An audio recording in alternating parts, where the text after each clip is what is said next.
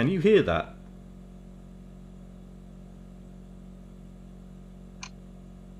No? No? Okay, well it's registering on the old oscillator thing here. It's a pump that's going at the moment. Didn't know if you could hear it. Right then guys. Hello. It's me. Can you hear me, everybody? I've done the same thing again. I had myself muted. Right. If there is a link in Discord to get into the live share if you want to get in. And I'm also opened an audio channel as well, so if you want to talk to me, you can do. While I crack open this can. Yeah, I bought a new webcam. When was it? Must have been about 3 or 4 weeks ago, I think.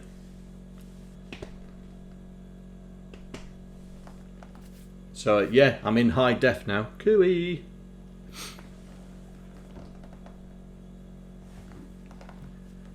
Right. Oh, I did a Shallan. I cut my hair today.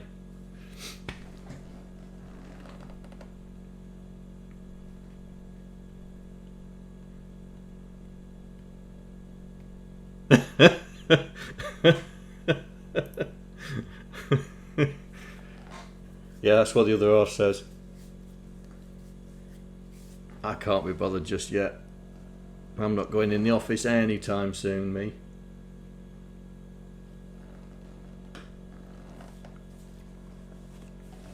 Right, the plan for today, I've been working on a multiplexer. It's based off Shallan's, because can't see the point in reinventing the wheel. I've tried to incorporate it into this. It's not finished yet, but we can go through it and try and sort it out. But there was a couple more things I wanted to add to this because I thought about it after the stream, and I thought, oh, should have thought about it beforehand. Now, before we start, we've got this thing where we're, and this is the thing I was thinking about. We have got this system where we're putting a sprite on top of a sprite. So we have the multicolored sprite behind the high-res sprite, and we're doing a lot of, you know, setting the sprite of the first one, doing a copy to the second one and stuff like that. And I thought, hang on, we can make this a lot easier, because for the noob, because the whole point of this is to have a library for the noob coder to be able to work with sprites. I didn't want them having to remember that this sprite was and this sprite were together, and to do it, and you've got to move them together, you've got to set them together, you've got to copy, and I thought what we should do is we should have a linking function where we link one sprite with the other. Now, I did think, should we link the high-res sprite to the multicolored sprite, or the multicolored sprite to the high-res sprite? And it basically, it doesn't matter really, as long as one sprite's not linked to the other one, and so on. Because if you do it both ways, we could end up with a bit of an issue. So this is what we're going to do to start with. We're going to try and make this code that you see on the screen a lot more attractive and a lot simpler by adding a couple more functions into the library that will allow us to manhandle, for a better word, two sprites together in one command. So that's the plan today, and also to try and see if we can get a multiplexer going, because I've been trying all week to get it working. I think I've got something working, but I'm not sure. But we'll see. And if that doesn't work, we'll start with the joystick library. We'll start building the joystick library. Because by the end of all these streams, I want a number of different libraries for all the guys to to use, especially the newer of the people, to be able to use them, so when they're contributing to the game, as long as we're all using the same library, we should be okay. Right, so which version am I using? I can't remember.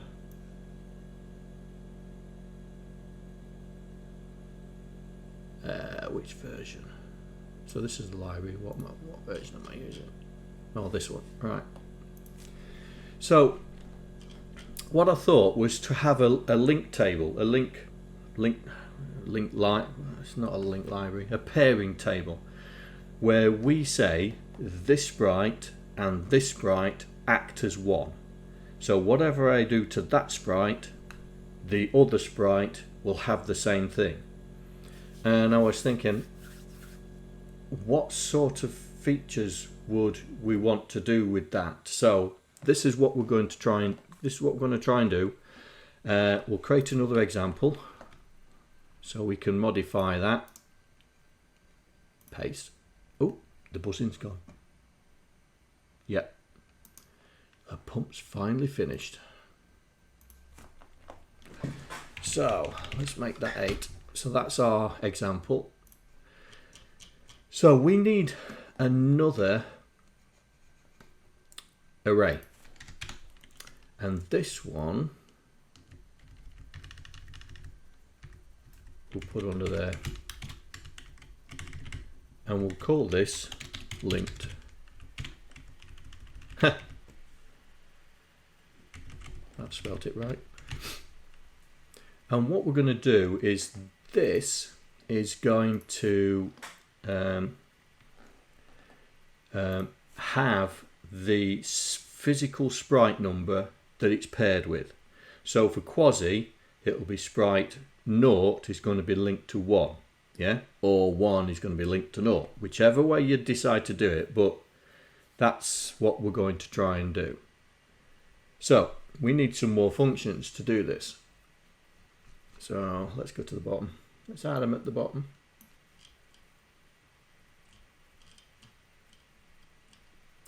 Let's add them here. Right, new separator. So we need, oh, this mic's in the way. I'm gonna have to move it. Hang on.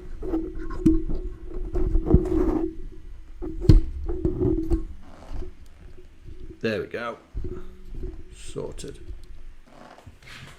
Right. Where was I? Oh yeah.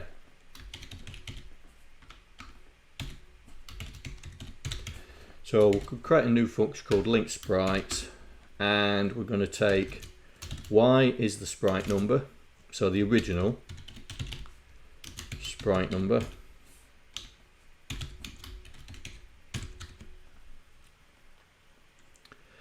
and we'll say x is the linked sprite number.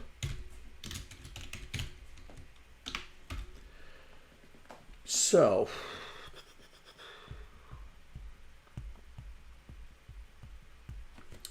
I need to change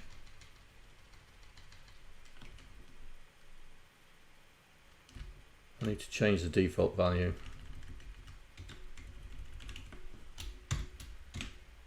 I'll do.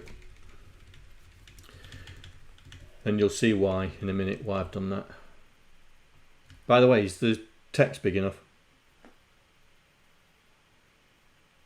Perfect size, mate. Cheers. Right. So let's get back here. So we're gonna say sprite naught is linked to 1, for example. So we take the two sprite numbers, and we're basically going to say load the accumulator with 0.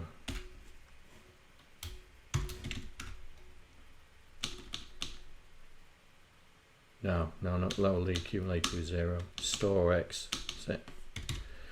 Store x, because that's the sprite number we're linking to, into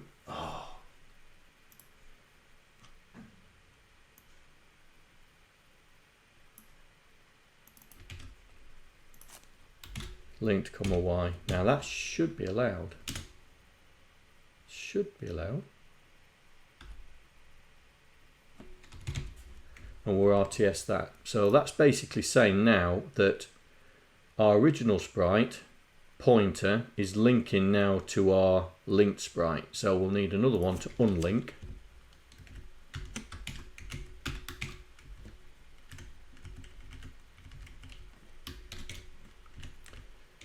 So we don't need to know what the sprite is because we're unlinking, and we're going to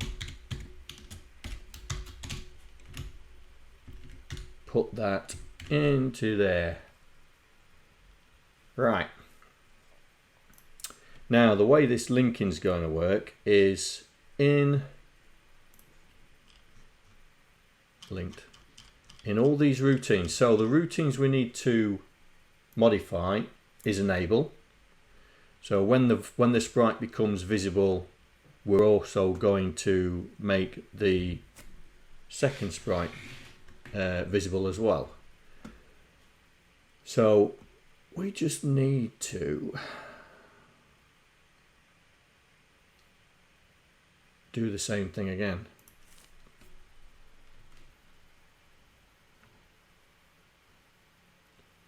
I'm just wondering if we should do it there. Yeah, we should. We'll do it there. No, we can do. Oh, I've got another follower. Cake Apocalypse. Nice. Thank you. Another one to my eventual being able to charge you guys money in subs. Right, let's get back to this. Hello. Right. So we need to set and not set. So we can do that there. Yeah. So what we need to do is we need to test the link table to find out if we are linked, and then if we are, to do the same thing with that. So we need to load X. Well, no, we need to do the bit linked, and I'm hoping that this is allowed. I'm hoping it's allowed.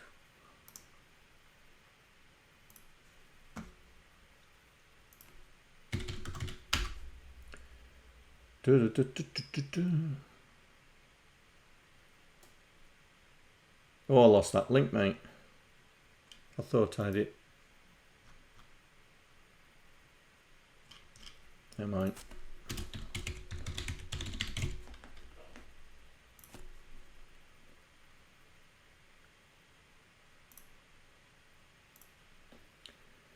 Is bit, where are we? Bit allowed. There we go. Oh, it's absolute. Oh, cobblers. Oh well. LDX. Now compare CPX with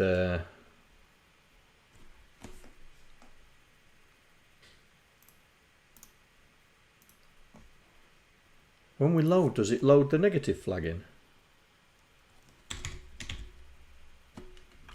Yes. So I could test that straight away, yeah? The negative, yeah. Yeah, branch of minus, not linked. And that's why I've defaulted it to 80. So we can test straight away the negative flag. So we'll put not linked here.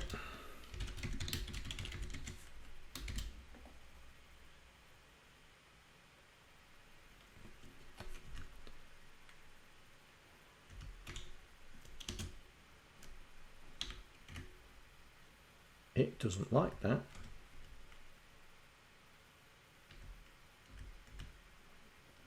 Oh well. Right, so X is now got the sprite value in, so we should be able to basically just transfer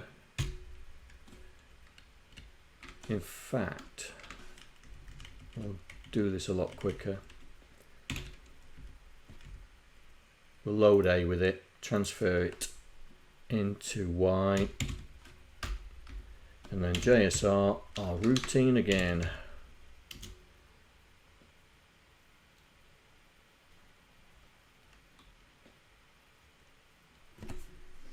No. Have a hit the problem.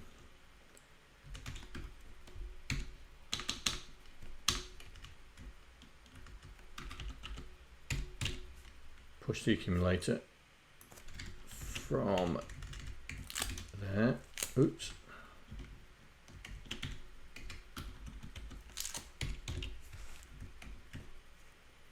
Because we need to store that. Say we've been modified. Load the link, branch minus, transfer it to Y, pull the accumulator back, set the enable.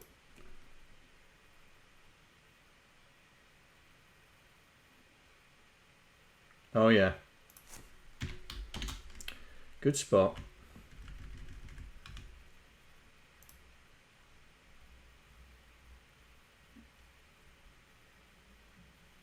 So store the enable. We want to push it because we need to keep it because we're going to put it on the other one. Say it's been modified and pull it.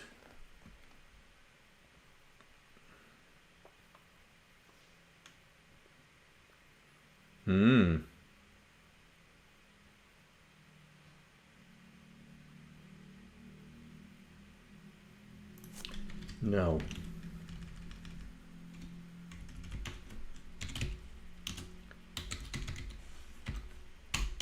We'll do that.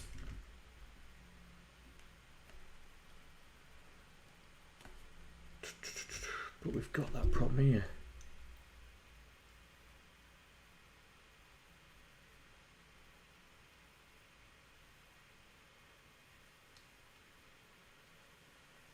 Ugh.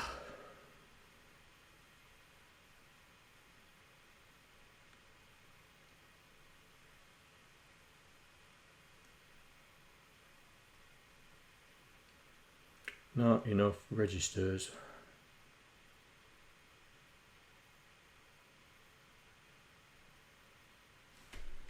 Yes.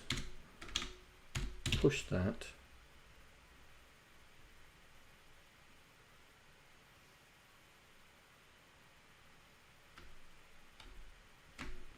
No.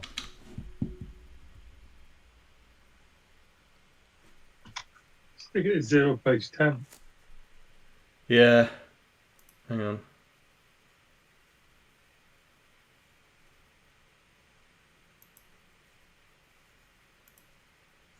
There's two.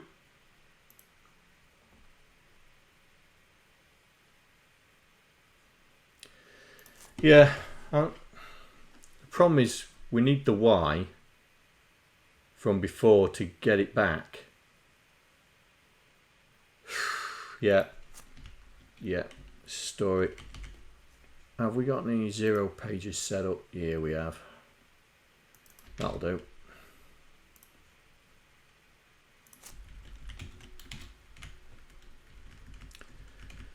Right, transfer A into Y, load that back, set it. That should do it.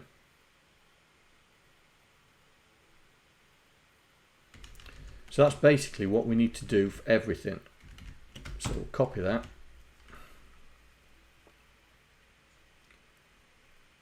Now we're not going to do it for frame because the linked sprites are not going to have the same frame, but they'll have the same Y.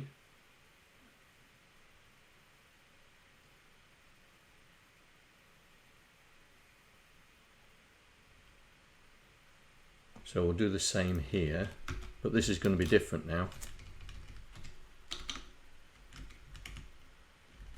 Because we are going to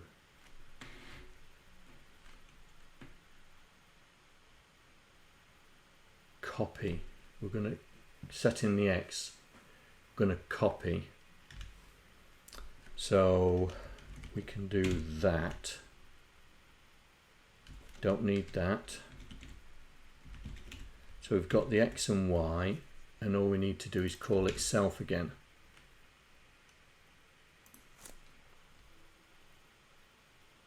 Because copy, if you go down here, sprite from sprite 2. So Y is sprite from, so we already know that, and X is sprite 2. So we've just loaded X. So it's basically just a copy Y.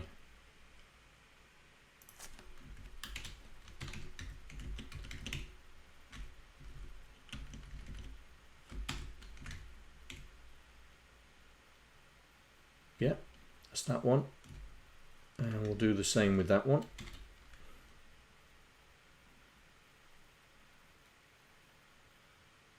Because we've just worked out the math, we just need to copy it across. Same with this one. Copy, we don't, it doesn't matter. And apply, it doesn't matter because that's calling that anyway. So we need to do the same with this. So this is copy X.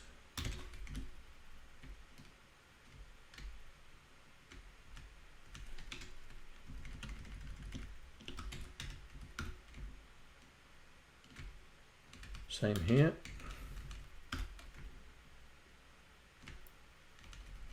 Same here.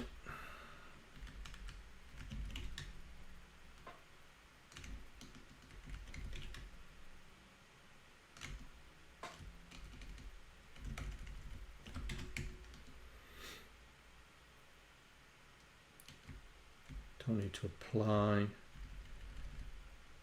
Sprite multicolor. So this is going to be similar to the enabled, what we've done. So let's do that. Let's copy that. Not reinventing the wheel again. So this is the same thing. The only difference is we're calling that.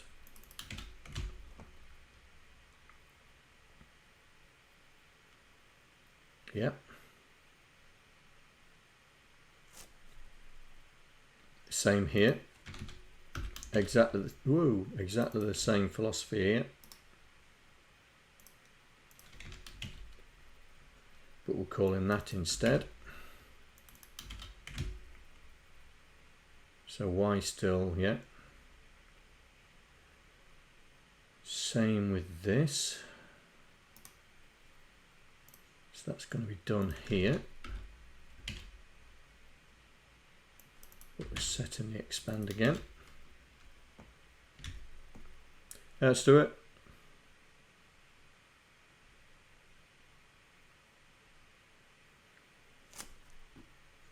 Now we're not setting the colours because we don't want to link the colours because they'll have individual colours. So colours going to be left. That's it. Okay. Oh, that's too easy if this works straight away. Right, so we just need to implement it. So here we're saying 0 and 1 are linked. So Y is the original number.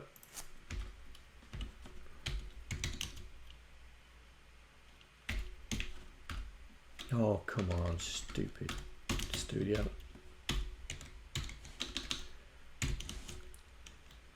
X is the one we want to link to. What? Link to? God damn. And we just call that.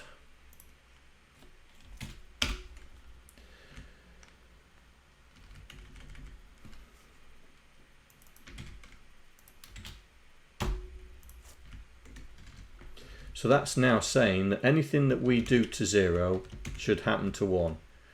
Right, so we're not doing the frames, but we are doing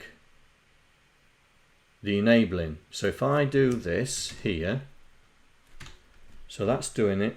We should not need, right, I'll leave that in, but we should not need to do that.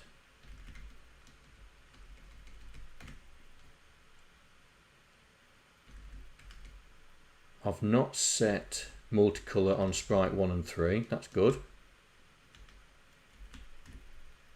Yeah, we need that. So we don't need that and we don't need that. We've not done Esmeralda yet. So why? So we set that, so we shouldn't need to do this either.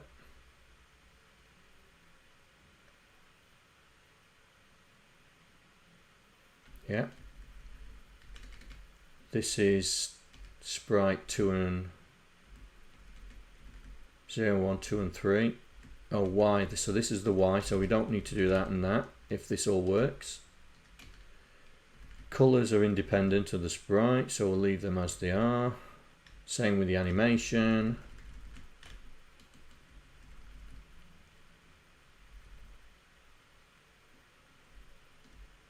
There's nothing else, I don't think.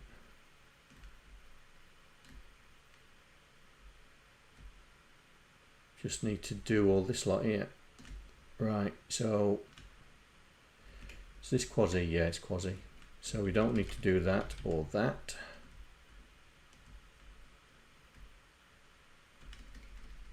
Don't need to do that or that. This is Y. Don't need to do that or that. That or that.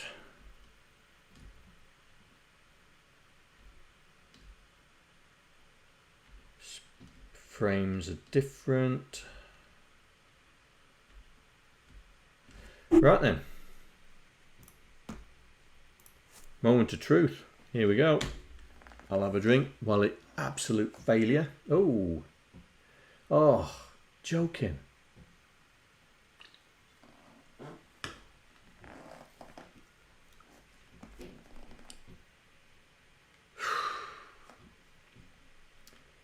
What a crock.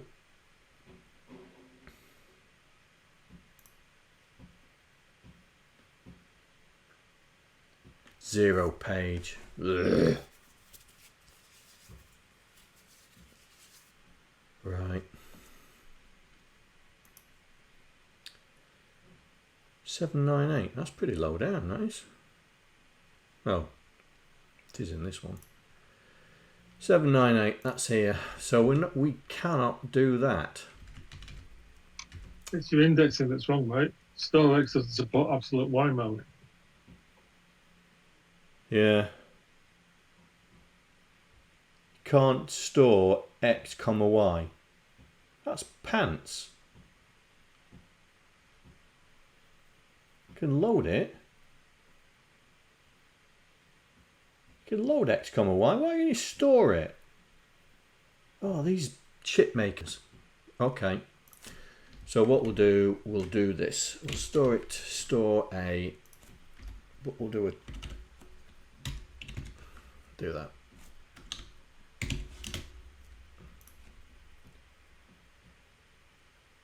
And we'll load A there.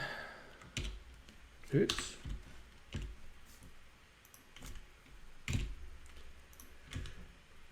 All right, let's try again. Oh, well, okay. Well, quasi's there. Why's... Okay, have I done the wrong one? Esmeralda should have been not touched.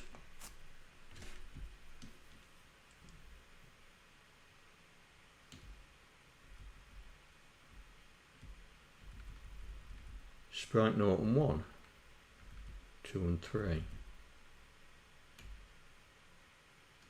And I set up the right, yeah, Linked Sprites.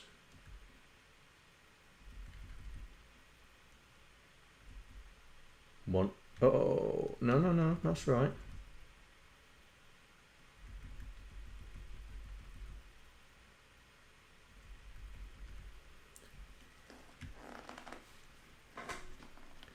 Right, where is she?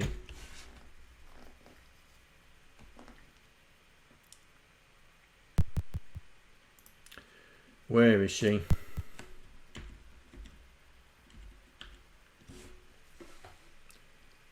Well, she's set.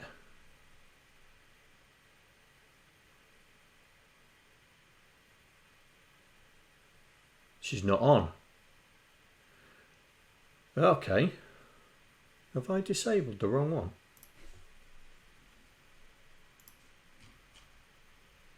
Enable. Oh. 0, 1, 2, 3.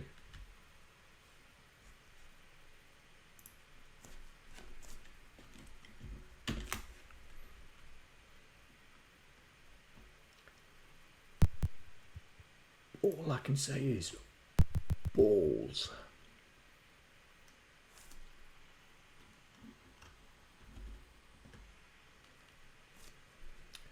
Okay, there's one where I can get the small view, isn't it? That's not that one. Not that one.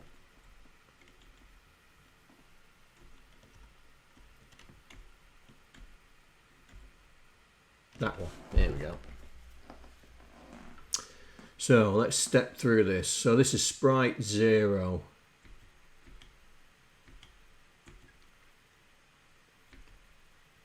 Store Y.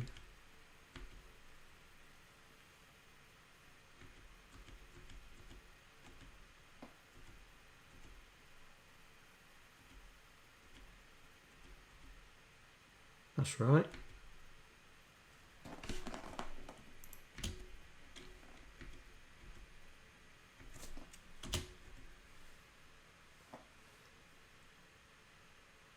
So this is Sprite. Yeah, that's right.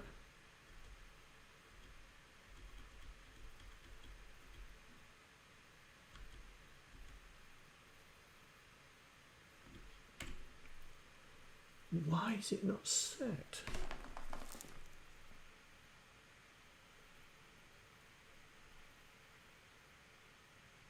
Sprite 2 is not switched on.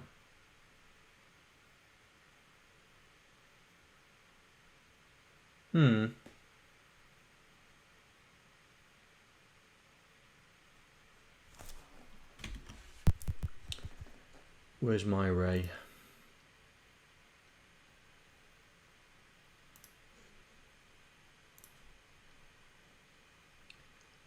S1-Ep08.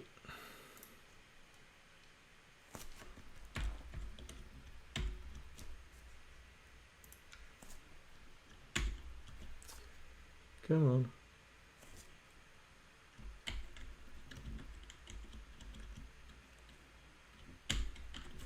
Oh, it's not changing views.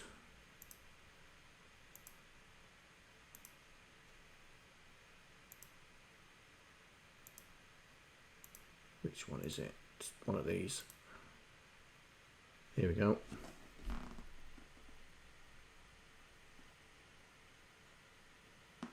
S1-E. So that's going to be that one there. So that's the first one. So let's run through it. S1-E. There we go. Let's set it. So then we should set this one. And we don't.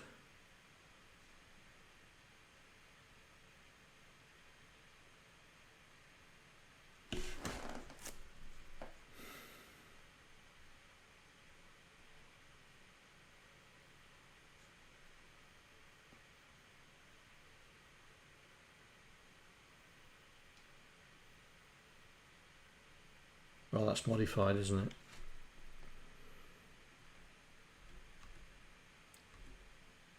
Transfer, so that's 1. So it goes back into it. Should set this one. Yep. Comes back out, comes back out. Right, that's that one. So now we're looking at these two here. So we should turn that one on. And it's not, it's turned that one on.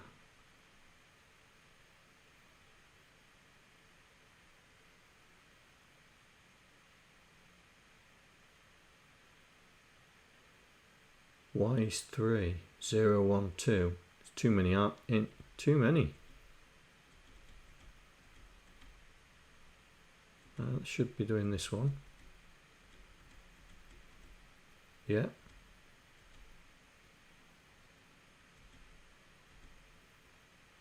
We've turned on the wrong sprites.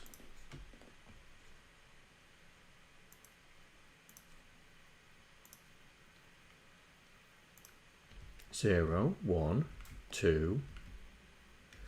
Oh, potent. Right, okay.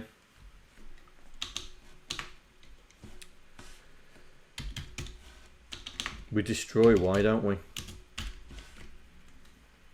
We destroy Y, so we can't do this.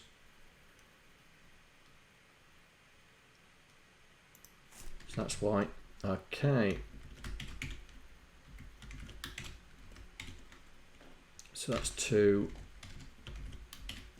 3. Okay.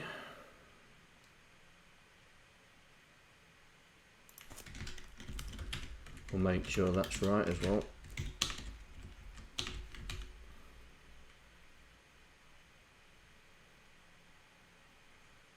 Right, here we go.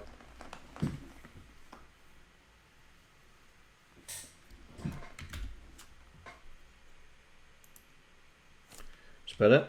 Now we're back on Quasi. So we're only now changing, we're only calling the routine once. Our update routine is doing the rest for us. So we'll do Esmeralda as well. So we'll get rid of that breakpoint. So now we want to link 2 and 3. Link 2 with 3. So anything that happens on 2 will happen on 3. So we can get rid of that.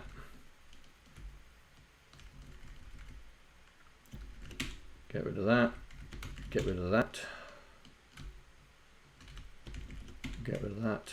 So anything that happens on 2 happens on 3.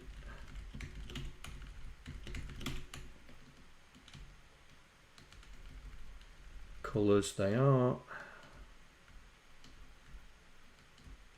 Now Esmeralda doesn't walk, so that should be it, because it's only the frame update after that.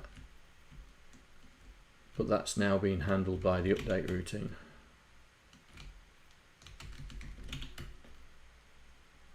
Just get rid of all this rubbish.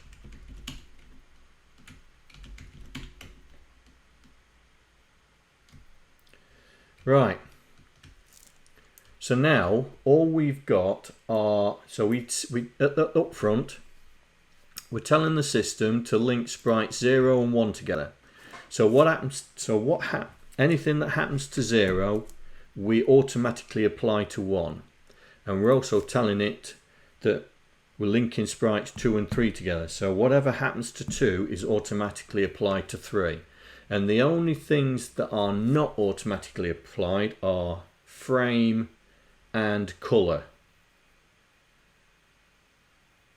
Yeah, frame and color. That's the only two things, because they're the only two things that would be different for the two sprites. But everything else, location, size, whether it's before, in front or behind the text, would all be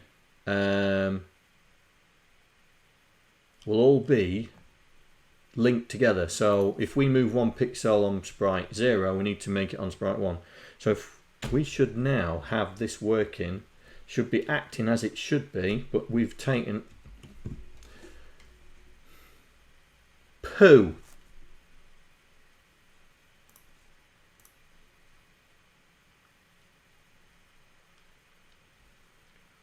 Right, where's that? Sprite large.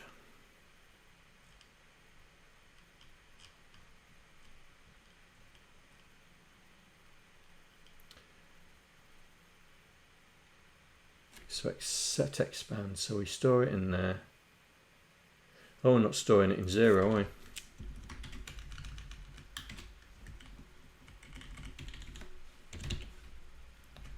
to load it back in. Let's just check the others.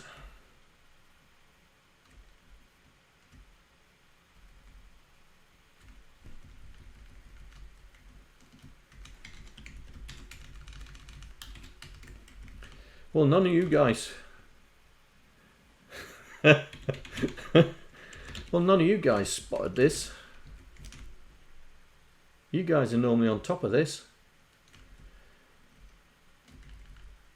Store that there. Don't need to do it to that because we're not, because we're doing the copy. That's X, Y, frame we're not bothered about. Enable, that's, yeah, we're doing that there, look. Right. Let's go. Let's sort this. There we go. So Quasi is now has got two is linked. The two sprites are linked together. So we're now so Quasi is now linked. So the two sprites are linked together, but we're only instructing the one sprite. So we're telling sprite 0 to do the thing, move left 5 pixels, move up, move down, whether it's behind the text or what size it is, and that is automatically being reflected onto sprite 1, which is the multicolor sprite.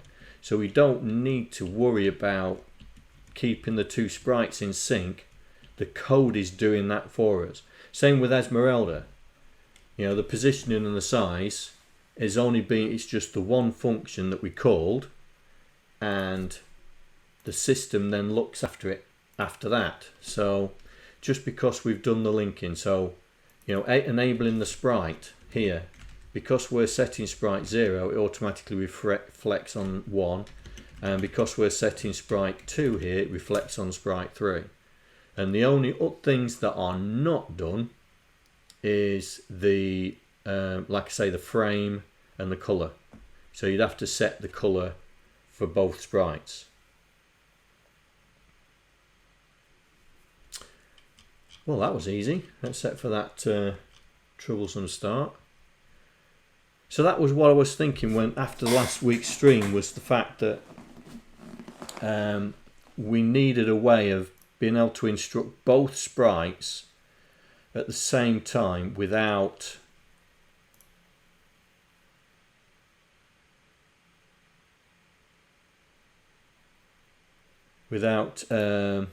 sorry, I'm being pinged.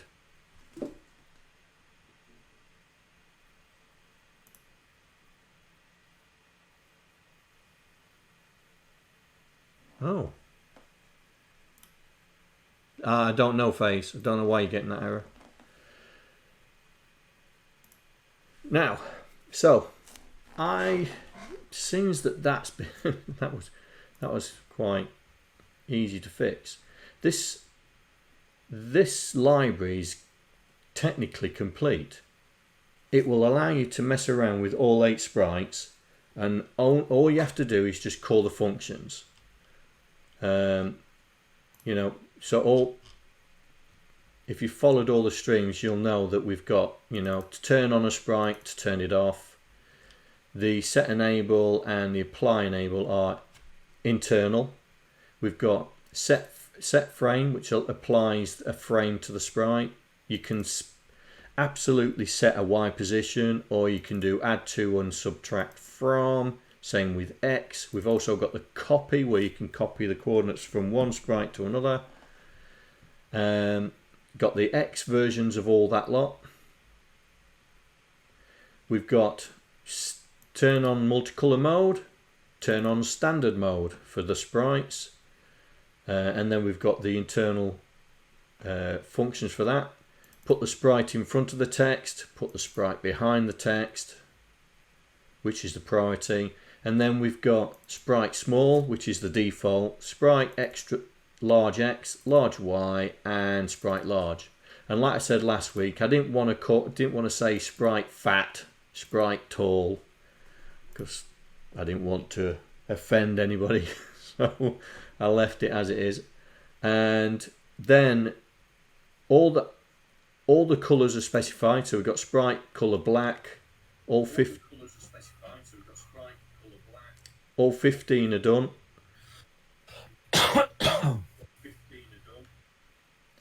And now we've got the new linking and unlinking. So you can link the sprite, two sprites together, and then if you don't want them linked together, you can tell the system to unlink them, and then it will treat them independently. And then we've got the update function that you call on every frame of your game. So every frame of the game, so you have to call that, because this then applies all those details to the actual sprites. John, I have a question. Yes, mate. Question is your system going to account for sprite priority over each other? So sprite priority 0 is always in front of sprite 1, which is always in front of sprite 2.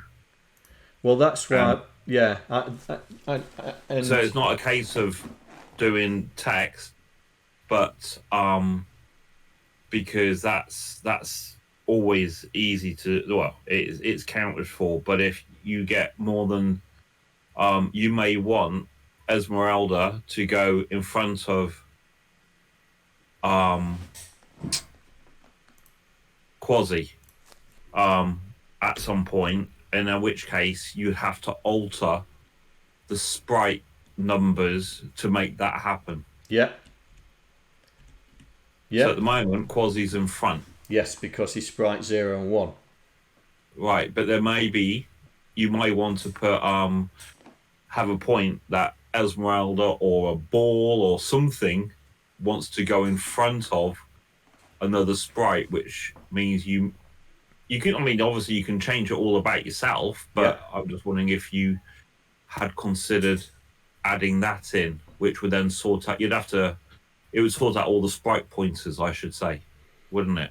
Yeah, we'd have to sort of like a move sprite, where we're moving a sprite from sprite 1 to sprite 7 or something like that. Or push a sprite back 1. Yeah. And you might have to do that 7 times to make it go from 0 to 7. Yeah. That might be... that's not an efficient way of doing it, but I can't... It's something that I've come across with my plane, which I'd completely forgotten about, because I want to have the plane going in front of one cloud and behind another. Yeah.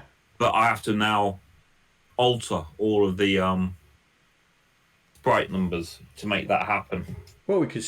I mean, that's certainly a function that we can put in. I'd probably instead of doing, push back, bring forward, probably have an absolute where we say sprite 0 will move to sprite 6.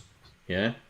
Yes. And if we could also code, could code that the link takes effect. So sprite 0 moves to 6, and then sprite 1 would move to 7. Mm-hmm. So we could have that link input in there as well. So there is that. We could definitely. I don't know if it's needed, but it's something I've come across, and seeing you're making this sort of manipulation tool management system, it might be a worthwhile function to put in. It probably never get used, but you never know. Yeah. It's definitely well, let's code it, let's do it. But I would say that I think the absolute move, so you'd be saying move sprite 1 to move sprite 6 is probably the better absolutely. One. I think that's a sound idea. Well, we might as well put that function in, seeing we've just brought it up. It'll be an interesting one. Cool. Well, let's try it. Okay. All right. Right then, let's do it. So, are you, just because I've not been on these live streams really, is this you're sort of expanding Derek Morris's sort of idea of having a structured system to do things for you, and that's where this is actually coming in for doing all our sprite management for the game. Yes. Right. But the difference between Derek's framework and this is we're not doing it based around macros, yeah, because macros can be very wasteful. You can Absolutely. So there's only one macro in this library at the moment, and the only reason we did that is because there were so many parameters we were putting in, we couldn't use, it's difficult to use the registers like we've used on all the other functions. Okay. So we've only got one macro, which is to set the animation, because there's quite a lot of information we need to set the animation. Okay. But yeah, so it's basically similar to that, and instead of macro calls, they are JSR calls. You probably would want some mapping from. I was just reading that as well. From a logical sprite number to a physical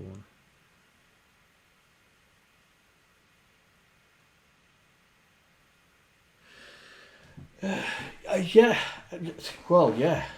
I don't know what that means. Well, he's basically what he's at the moment, where the array is mapped by the index, and the index is actually the physical sprite number.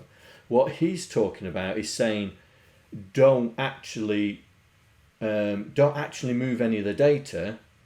Have an array that says this is so sprite 0 would be sprite 0, but as soon as we change it, that element will no longer be sprite 0. Okay. So he's logically changing it.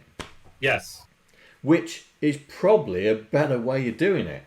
Yeah. So, it means that we're creating another array here, but let's do it. Oh, no, you would need to move the physical number. No. He's talking about having a logical sprite number, and then the update system that updates the sprite takes care of everything else. And you'll see. So you might have a logical sprite 0, but it's actually pointing to sprite 6. Yeah. Right. Okay. All right. So good call there, mate. Good call. And you, Stuart. That's a good idea. So let's do it, shall we? So let's do this thing. So right. Logical sprite number.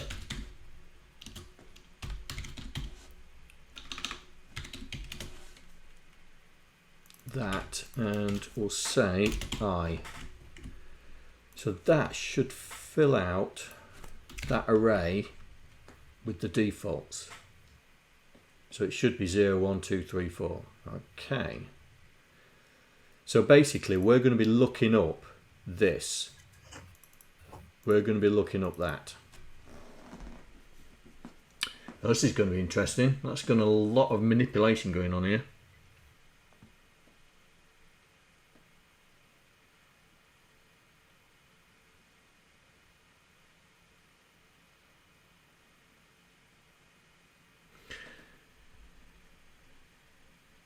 So if we push,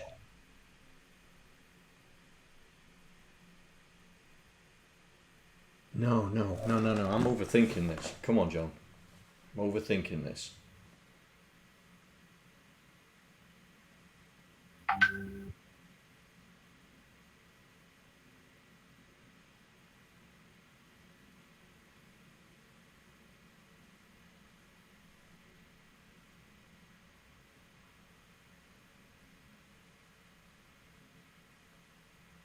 So the logical would point to the physical.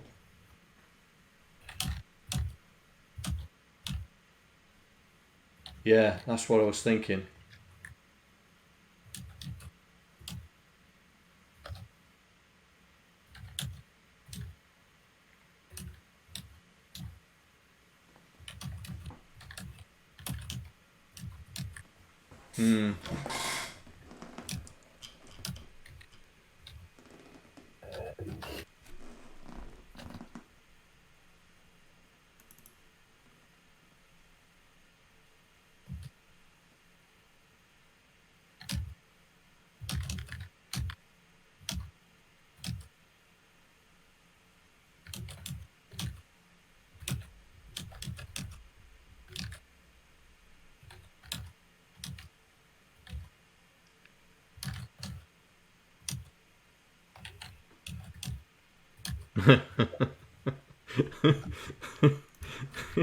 I haven't got that sort of thing on him.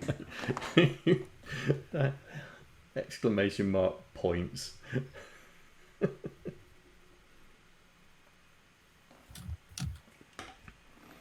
Right, so if we set the logical sprite, so that's the thing that we're talking about.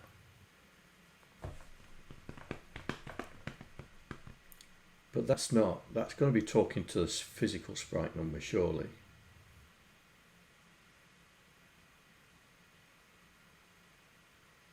Oh, serious thinking.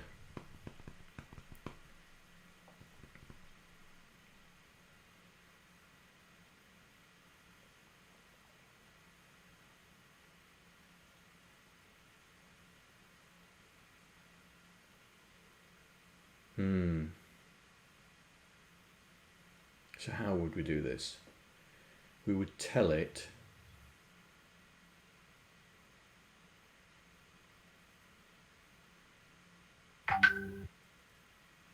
right, okay, I think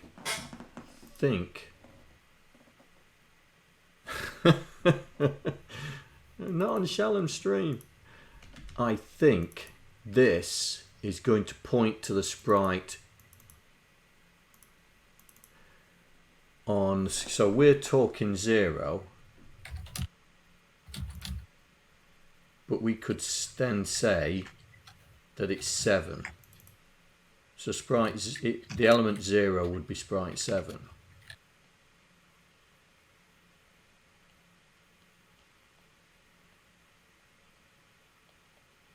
But that doesn't help, because then you get confused about whether you say, right, I'm talking about sprite 7. And I don't want to have to keep searching this array to find the right, which sprite we're on.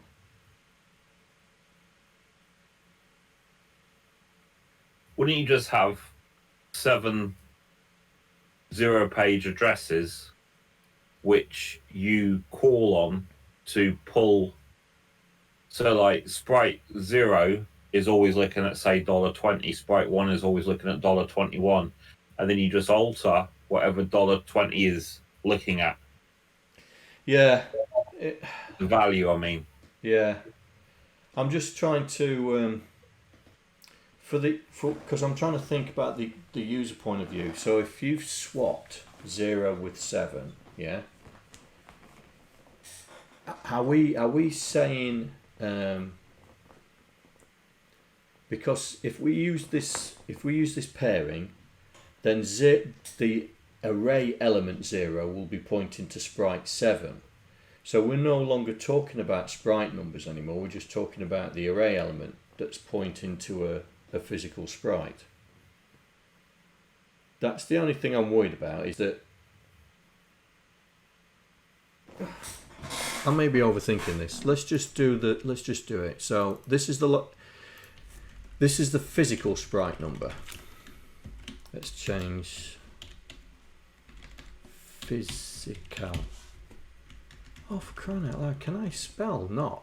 Is that how you spell physical? That's not how you spell. PHYSICAL. That's it. I'm looking at going, what? No. SI. It's SI. PHYSI. Get rid of the other I. Yeah, I've got rid of it. There you go. There you go. There you go, ladies and gents. You're watching a person who failed English 7 times. Really? Yeah.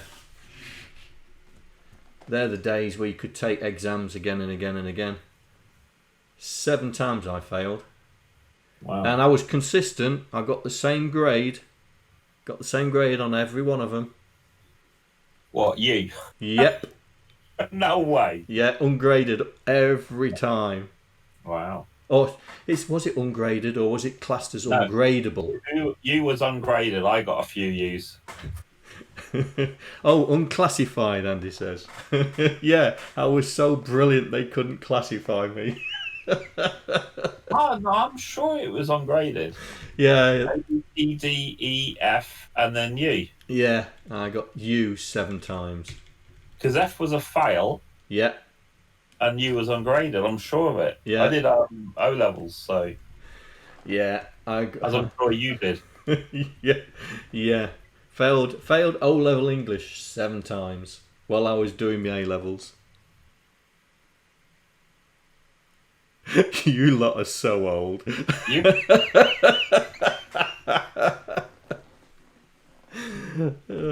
was a time it was O level in CSC. CSC was graded 1 to 5, wasn't it? Yes. My English. Go on, I'm only 2 years behind you, mate. Well, I mean, I failed it.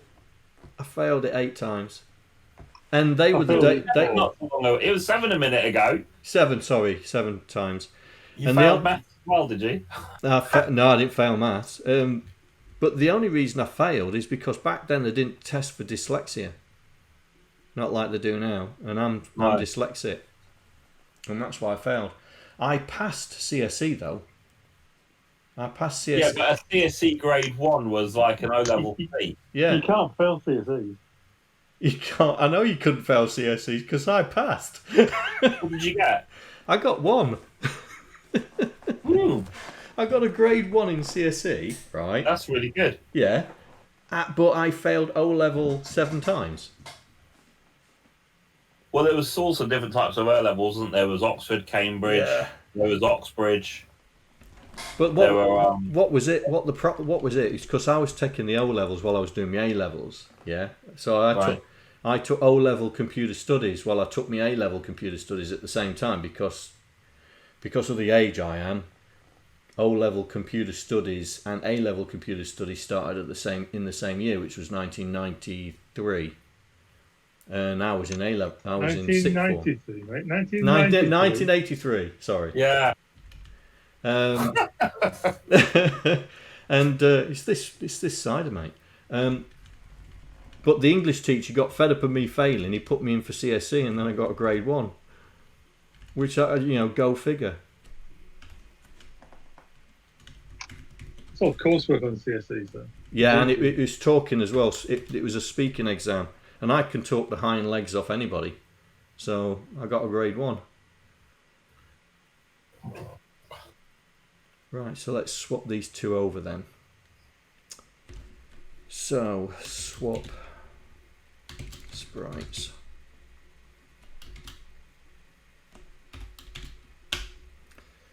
So, we'll say that the Y is original and X is the proposed.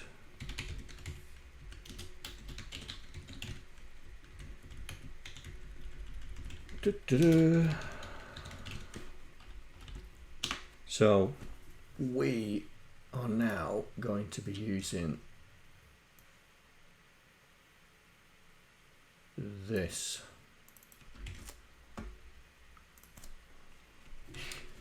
So we're saying that the original, if the original is 0 and we're going to make it 6. So we need to make 6 become 0 and 0 becomes 6 to keep it intact. Do you? Yeah, because you need. It's Not always. No, I would probably make it so that you put 6 to 0 and shuffle the rest back. You're doing a lot of shuffling then. I'm just thinking of swapping, Yeah, I understand that, but if you then swap 6 to 0 and 0 to 6, you might not want 6 at 0. You might want that at 5. Then you have to swap 0 with 5. And then you might want 5 to be at 4. So you're going to be doing the same thing anyway. Then we might. Then that's just doing back, isn't it? Maybe you should do a swap and then a shuffle. Yeah. Or maybe you should just forget about this bad idea. Well, because I was thinking of swapping, but then you're talking about the shuffle, which is send back, send back, or send to back and bring to forward. Yes. Oh, it's only maybe you need both. Maybe you do need to do a swap. Maybe we maybe do. You do need to do a bring to back, bring to forward. Yeah.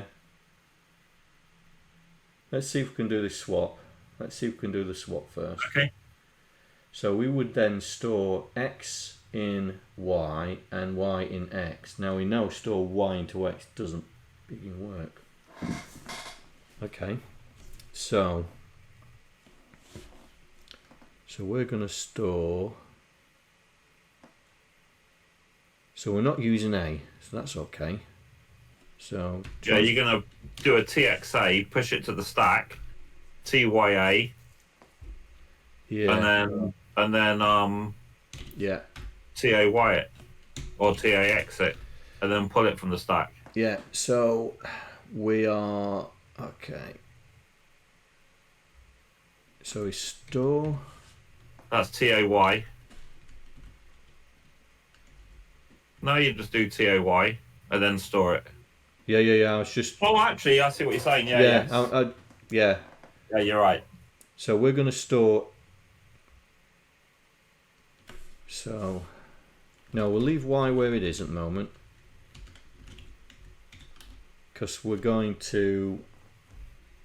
So store A in physical sprite number comma Y. So that's storing X into Y. And then Y goes into X. X is still Right. So X is still there. We haven't destroyed X.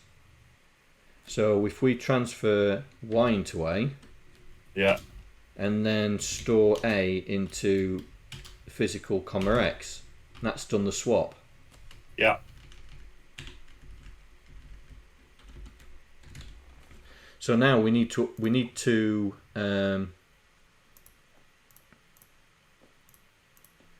so that's just doing the swap for that one sprite. The question is how do we work the linked out? Do we just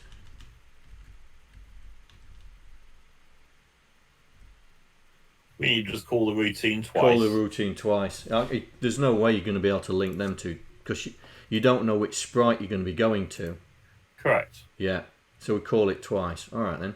So so we need to update this routine now, because this is going through. Couldn't you do where you've got the X?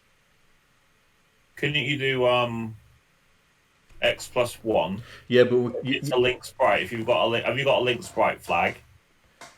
the problem is Stuart, is that if let's say we link 0 and 5, we can't assume. Oh, I see. Yes. Yeah. You can't assume. So the swap's going to have to be 2 calls to make sure the 2 sprites are linked together still. Yeah. Right, so the update routine needs to change, because we're using the Y value as our physical sprite, when in fact it's not. So we're loading Y as the current sprite. That's the current sprite, and we need to then load the logical sprite. No, this is the logical sprite. We're loading the physical sprite. That's it. Load physical sprite number comma Y, and then transfer that into Y. That should do it. I don't even know if you think you need that. Yeah, because this routine is running through the array from 0 to 1. Now we're saying that 0 could be sprite 7, so we're having to load it in to be able to say this is now sprite 7. But Right. that is still not going to work. No, that's not going to work. We have to go into all this applies.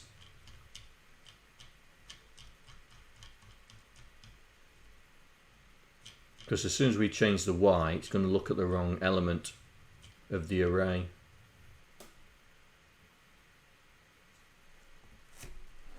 Like here.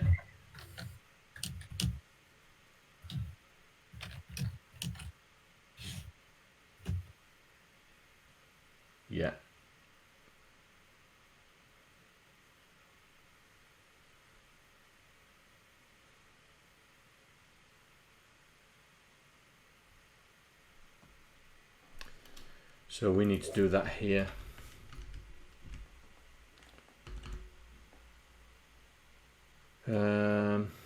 So we're applying it, so we've got nothing in there. So LDA physical sprite comma Y. So that's loading the physical sprite, transfer A into Y, and then that is still not going to do it, is it?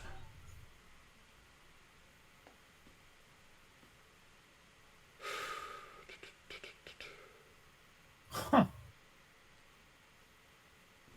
We'll come back to this.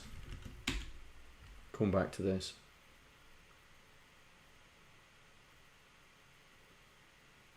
Because this is still low. Oh no, hang on. That's loading the enable. But that's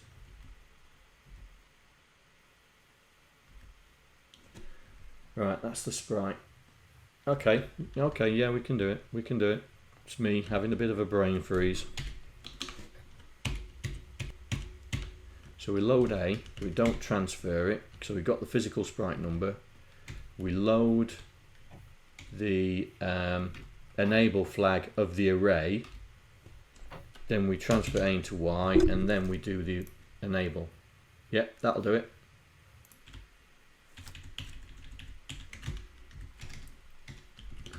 Right, let's see if we can do it for the other ones.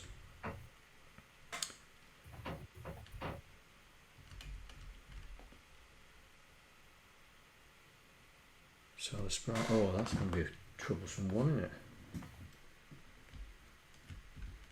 Oh no, no. Because we're applying it, it's apply routines. Right, so we'll do the same thing there. Load A with Y.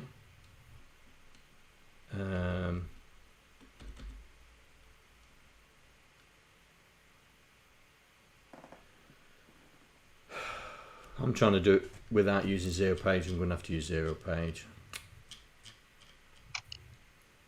Zero page is faster, mate, for everything. Yeah, yeah. Use it and be down. Yeah. So we'll use that one again because we're in the update function now. So we'll use that. Right. So how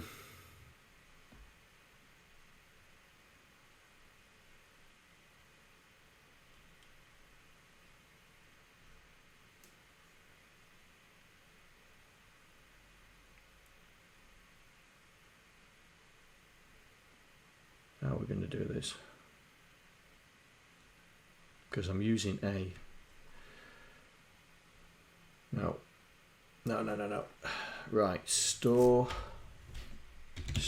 A in there. So that's our physical sprite number. Then we load the sprite from, and then LDY that. That's a bit cleaner, isn't it? We'll do that on the previous one as well.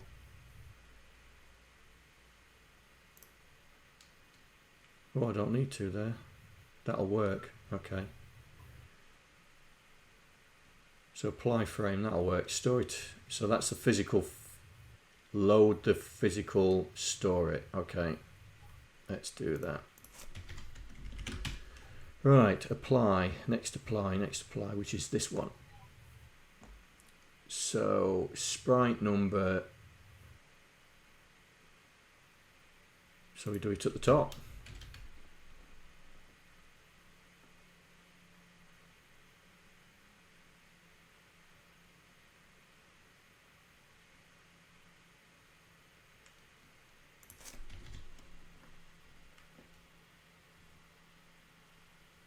So we load the physical sprite number in, store it away, and here.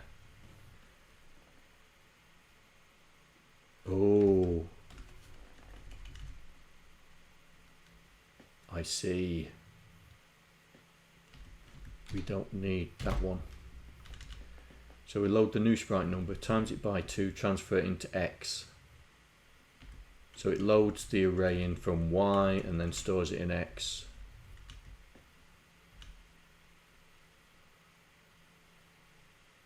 Yeah, that'll work.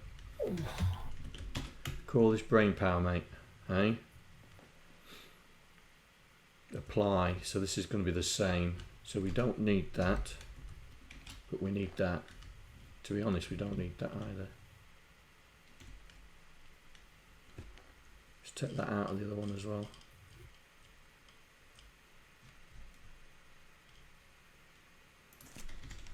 Don't need that.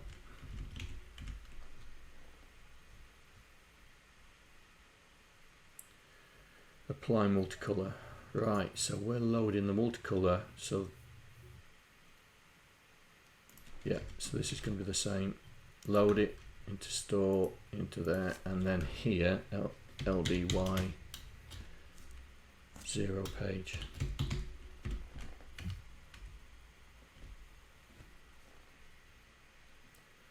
Priority will be the same. Oh, no, I mean apply. So that's going to be the same.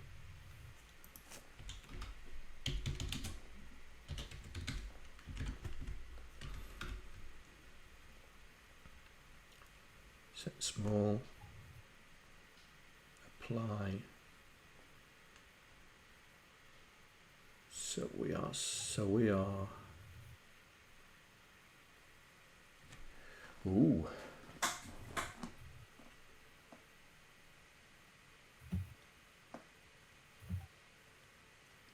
So we're turning off.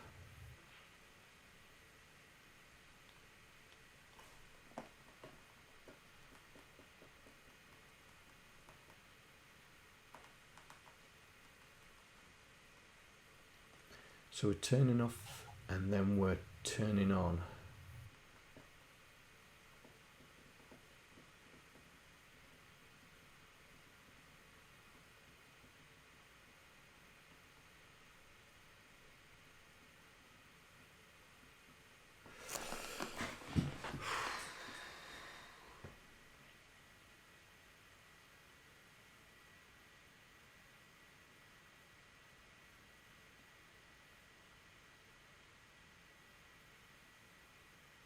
Yeah, this is going to take a bit more thinking, this is. The expand is going to be a problem.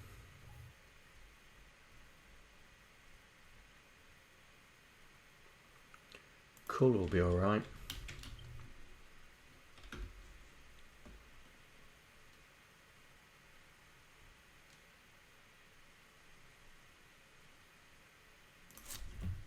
Colour will be okay because we just need to transfer it into Y.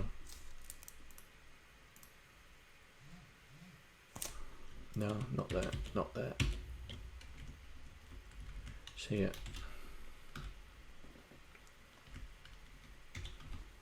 LDY.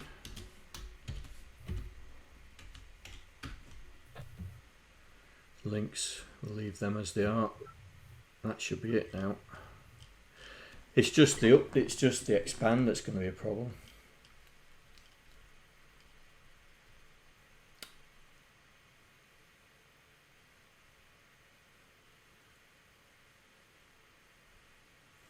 Right, let's do Y 0 page.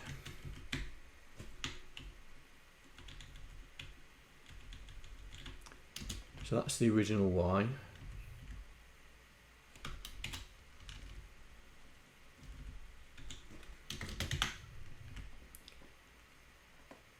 So we load the mask to turn off the sprite number.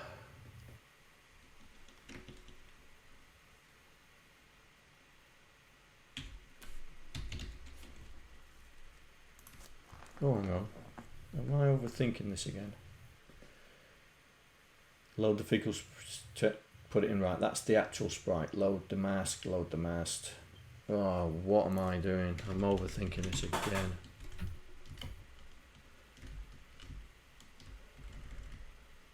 Right, that should do it.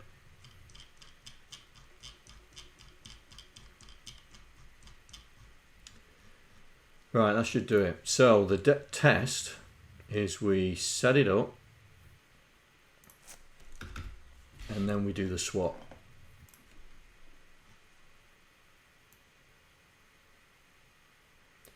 So if we do the swap, then quasi should go behind.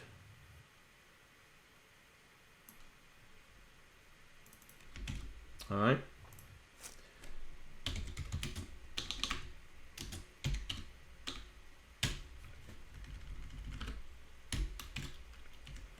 So we're saying swap sprite 0. Oh, come on. What? Serious bugs with this VS Code extension. With sprite 6, 7. Yeah. So we do the swap there. And we do a second swap for the high res sprite, which is sprite 1, sprite 7. So we're still talking it in terms of logical sprite. We're still logical sprite 0, but we're actually saying it's 7.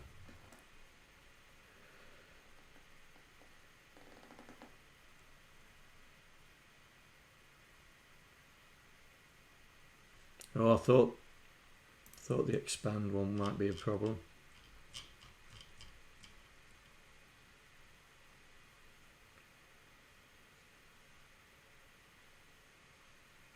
Oh yeah, here. Yeah, I see where you're coming from. So we definitely do need to store it.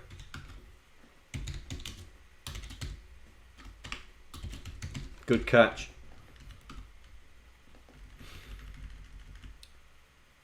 Right, so we load okay, so we do the same thing, LDY 0 page. Then we look at the expand.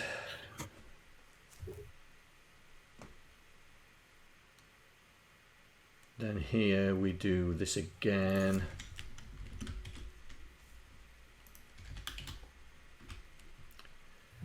And we need to do that there as well. Here.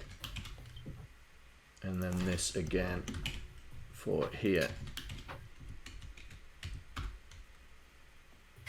You happy with that, Gramlich?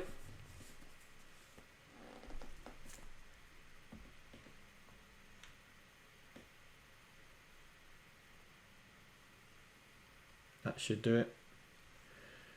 Right, so we've swapped the sprites over here. So if we run this, hopefully Quasi will go behind Esmeralda if we've worked this out right. Let's do it. Well, it didn't error. Oh, kaboom!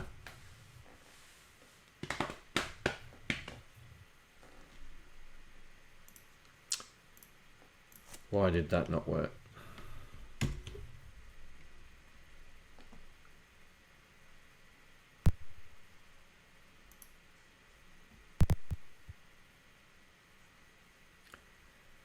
Let's have a look at the memory.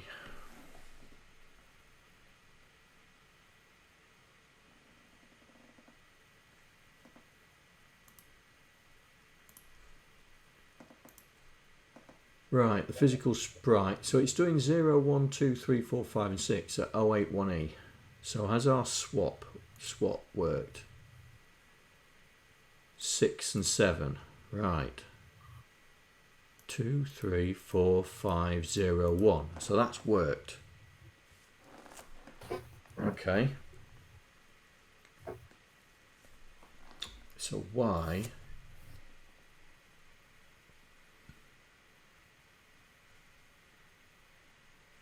has it not done it? Where's that function? So it's not set anything. It's not actually set anything up. Ugh.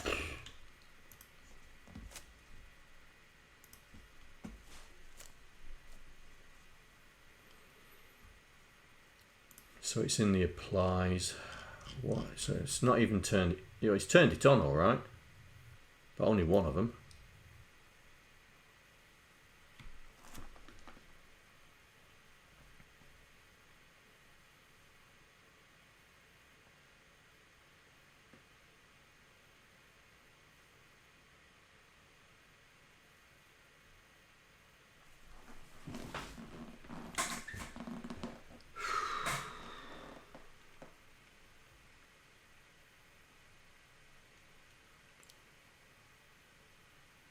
apply frame. Load the physical sprite into A, store it in 0 page, LDY, 0 page, that's physical sprite, store it. So that's okay. So why is it not working?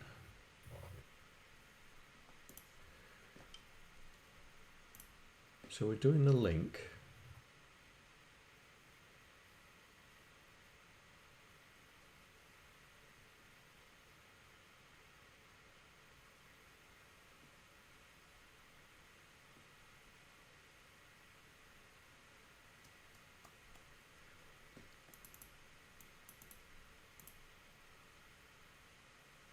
So that should be right. Let's just see if it's setting the data.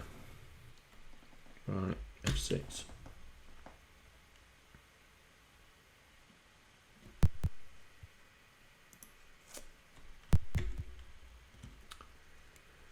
Right, 081E. That's the start of it. Right, so where's the next bit? So the enabling, so that's there. So it's 0826. Has that been enabled?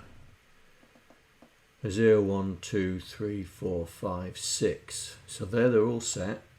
Yeah. It's got to be the apply. It's got to be the apply where it's applying it. I'm going to have to put a breakpoint in there and see what we're doing.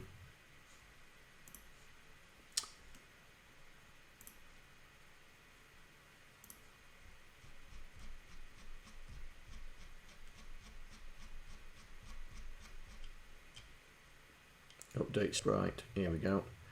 So we'll do it in there, put a breakpoint there, so that's in the middle of the loop.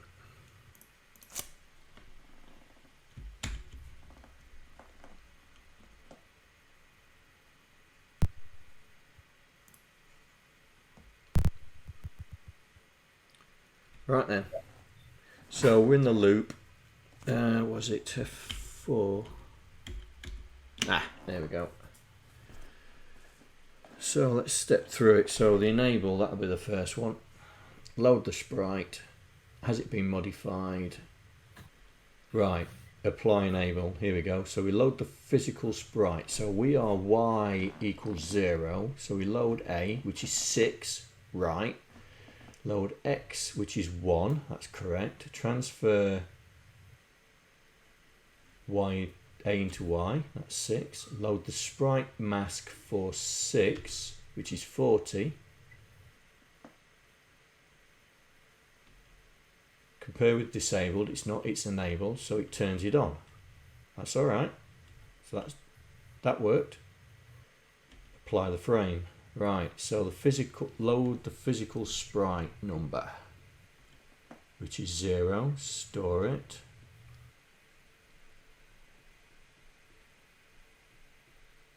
Hang on, it's saying the physical sprite number was 0,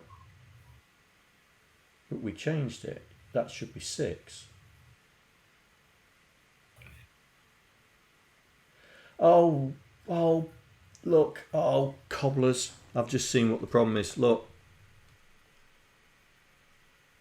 that is our counter. It's still, we've destroyed it, didn't we, in the update routine. Here, we assume that Y's never changed. But we destroy it on each one of these routines, so we've got to load it in again. Oh, what am I doing?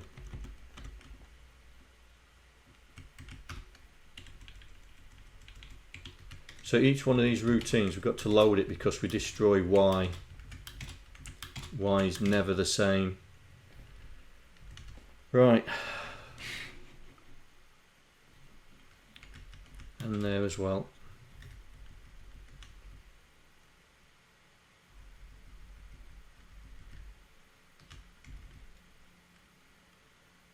Oh, the animation. Never thought about that.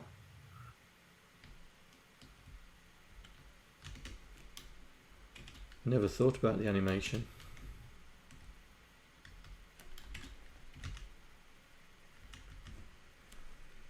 Apply animation. Where's that? That's further down here. Apply animation. Right, okay. So we need to do this as well.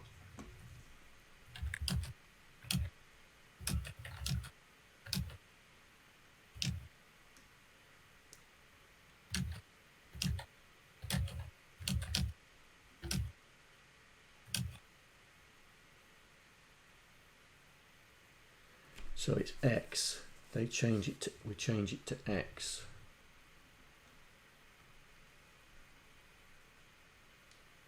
So we'll still do the same thing. STY0 page. So we're storing the current sprite away. Where's the last apply? So we can nick it. Here we go.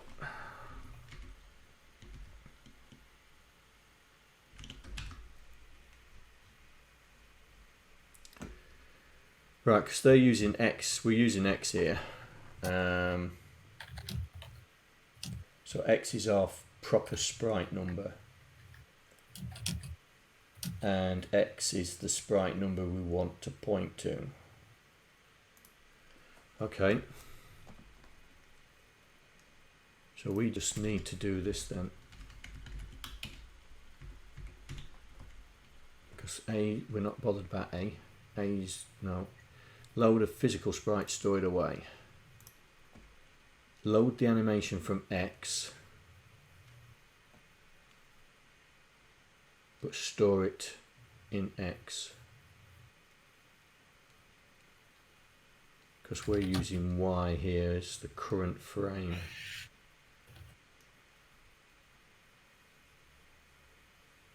But we're loading it so we can load that one back in. Right, so here, LDY 0 page Y.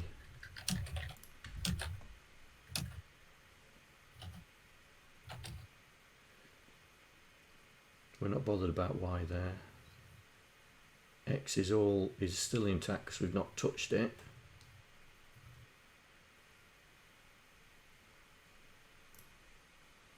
Okay, where's that breakpoint?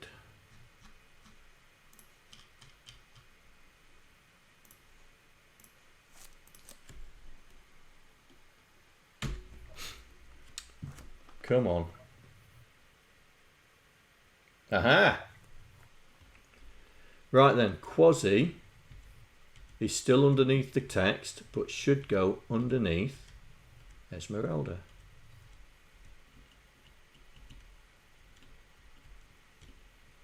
There you go.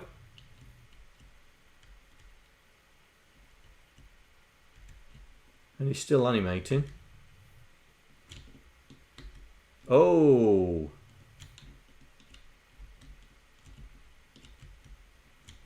Right. The most significant bit. The DO10 story. Apply X. Apply X. Here we go. Well, we need to load it back in, so we definitely need to store it.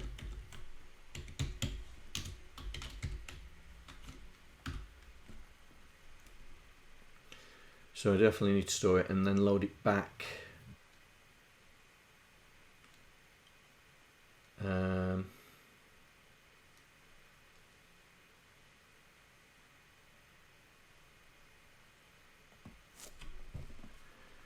So this is where we need to mask it here. So it's LDY here.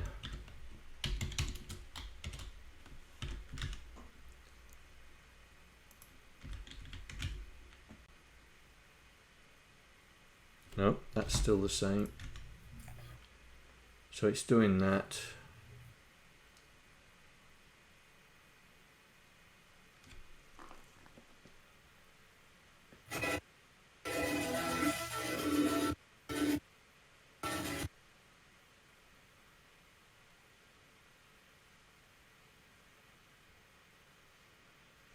Yeah, we need to do a store.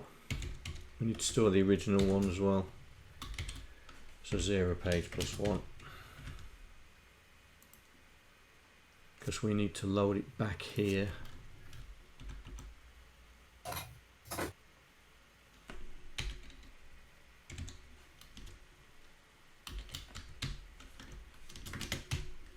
So that's loaded the original Y back so we can test it, and then we load the proper sprite to update it.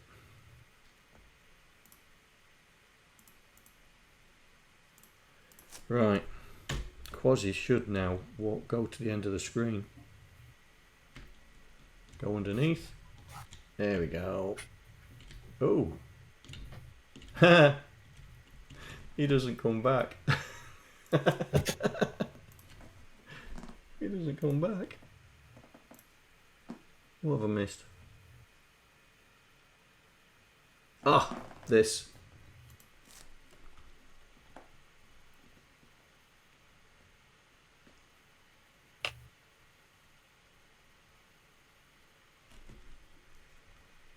It's Y.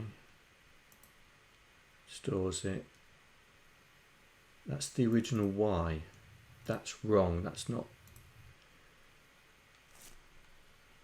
That's the original Y. So we need to do this for the physical Y. If I do that there, still need that, and then I need that. Okay, that should fix it now.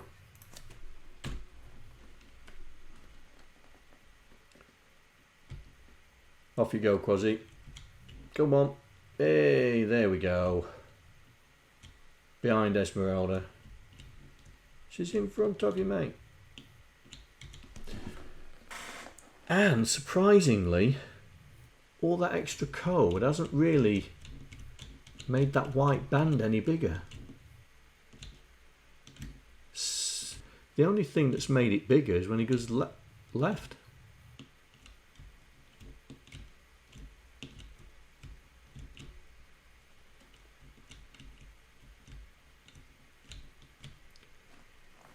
Surprisingly.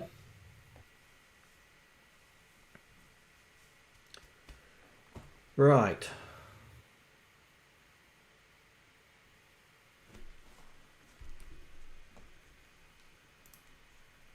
Enough of that.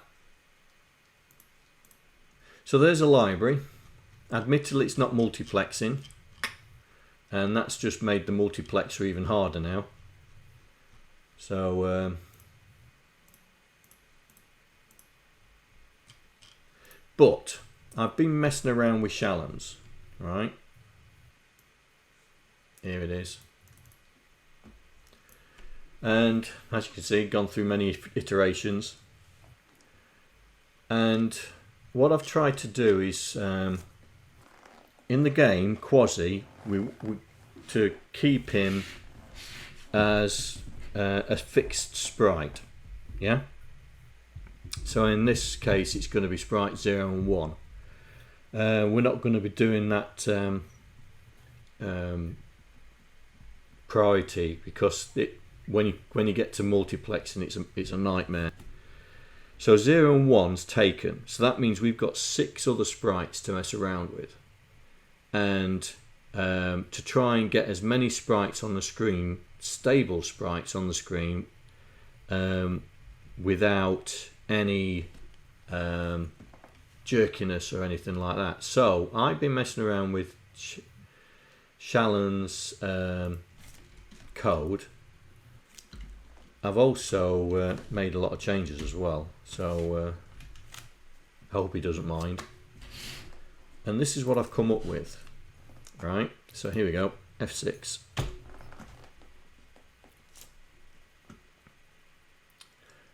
What do you think? Hey? So that is 20 sprites being how can I put this? Being created by 6. So this is only using 6 sprites, and we've got 20. So that was me just randomly playing. Let's see if we can get them in a circle.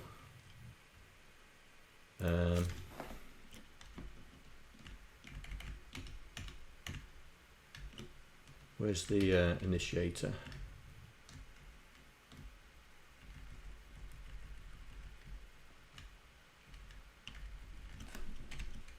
Try that. I think that puts them in a circle. Nope.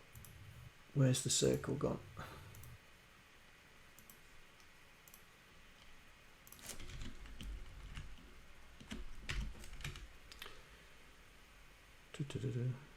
X, Y. Oh, I know why.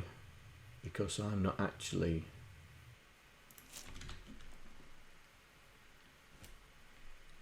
That's the circle there. I've got to populate it. Here we go. There. This is it.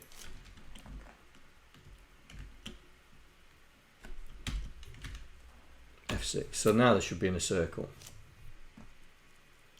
There we go. So that's 6 sprites, and I've managed to get 20 that are stable. Any more than that and it goes a little bit pear-shaped. And what I've tried to do, so if I change this again to get them rotating,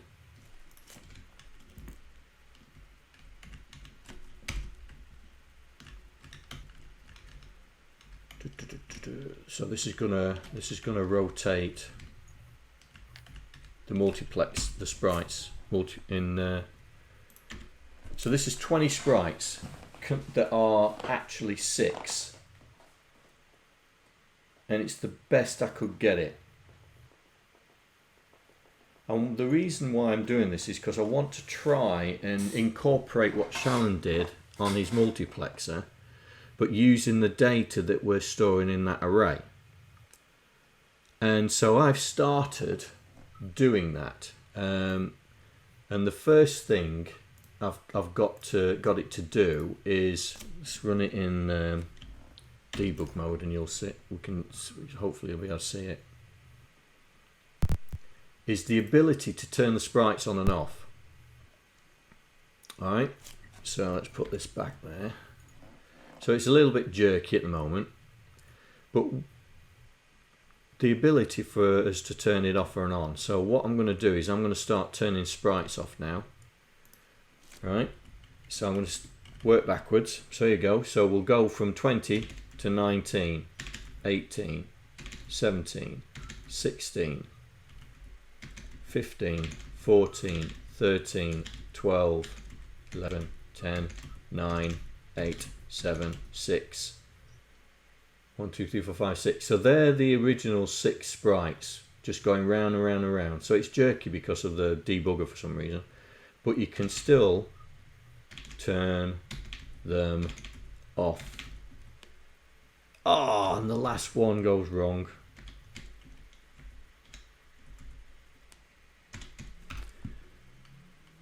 And so with the multiplexer that Shallan did, they were all on at the same time. There was no way of turning them off. I couldn't get them to turn off. So I've come up with this method that, and it hooks in to our enable disable routine. So when you want to make a sprite turn on, just enable it and then turn it off just as good. And it's took me a long time to understand how this thing works. And I don't know if people have understood how the Shallan system works, but ignore this bit, yeah? Ignore all this, because this is just setting up the IRQ and then copying the data across from the data place to the 0 page locations. This is just copying the data to make it in a static circle, so that's why it's remmed out.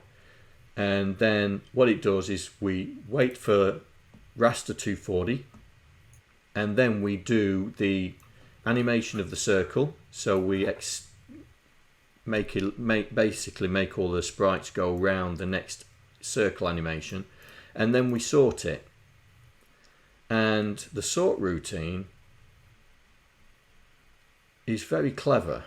I mean, I've commented it, but basically it's a bubble sort, and it's sorting in reverse order, because normal bubble sorts propagate low numbers to the top of the list. This one's propagating big numbers to the bottom of the list.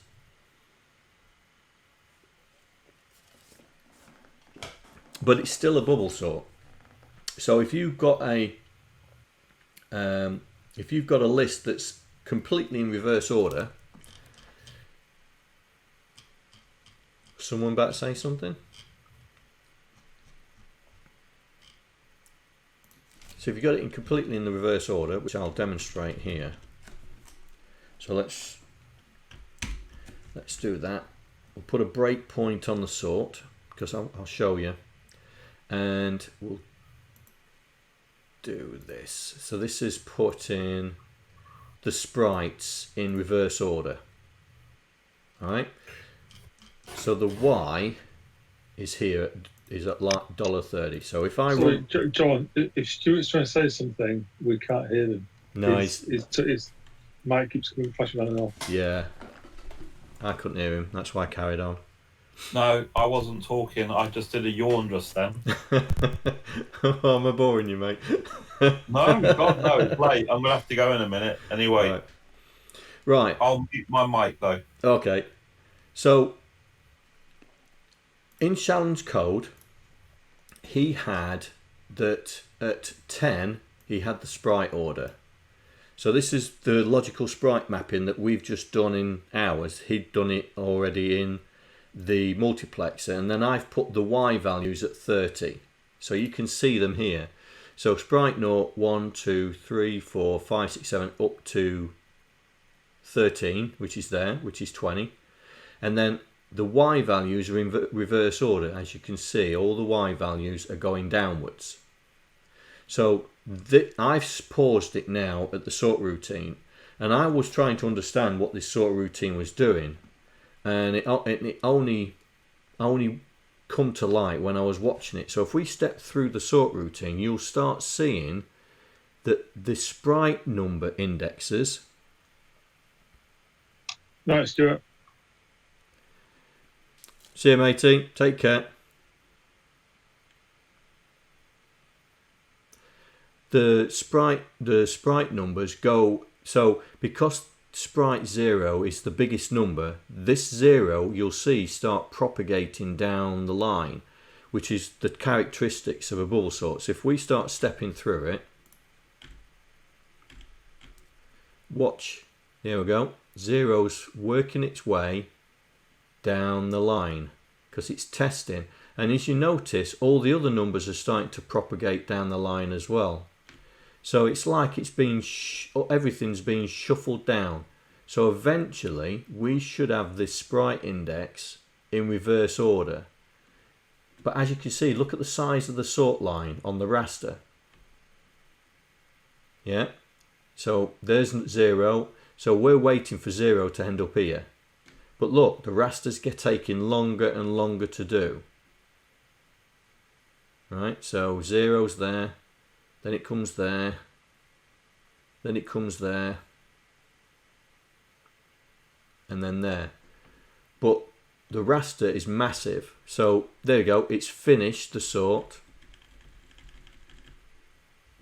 And that's it, it's now going to do a frame. So let's let it do the frame, there you go. And all the indexes to the sprites are in reverse order.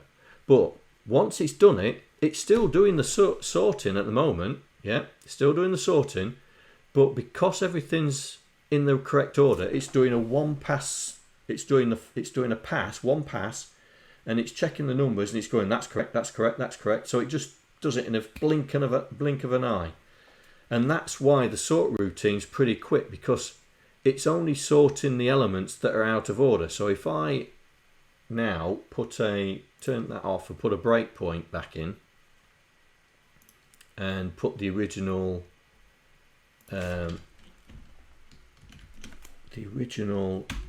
circle code back in, so it should break on the sort.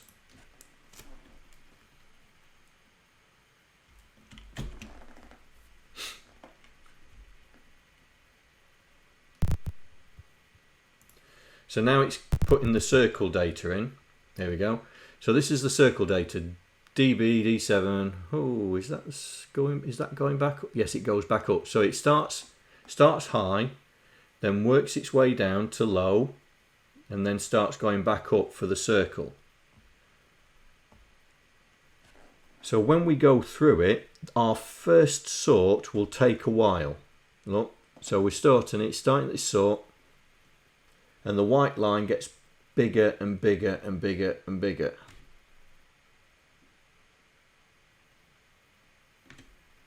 Here we go.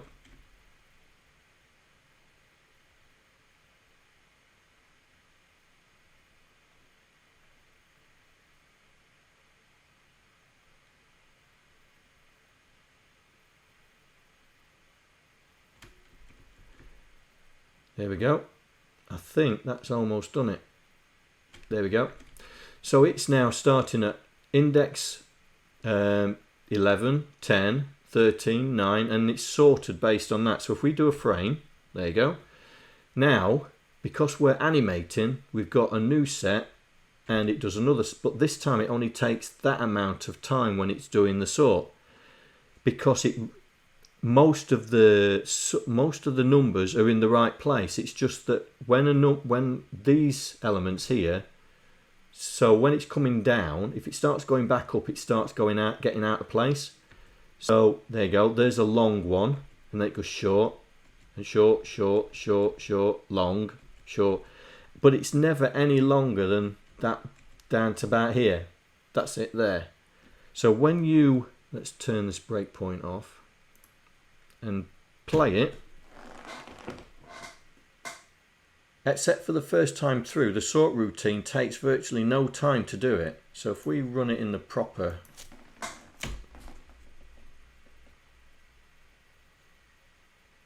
oh, I've still got that breakpoint in. Let me take the breakpoint out.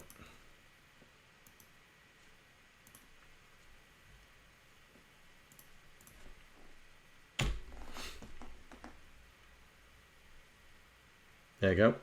So that's what this bobbin is. It's purely because there's an item in there that severely goes out of sync, and it has to take longer to get it put sort back in the same place. But this is 20. So hopefully, if I can get this incorporated in our function, we could have potentially two static sprites for Quasimodo or Quasi-Osborne or whatever we call him, and they will be dedicated to that character. All the rest of the sprites can be multiplexed, and I've managed to get it up to 20. If you go further than 20, like 24 or something like that, it starts breaking down. There you go, round about here and here, starts breaking down. You can see a artifact left behind. Now, if you don't know how a multiplexer works, I know, is that the sort routine, Andy, that we put on there? Is that the YouTube for sorting? Yeah.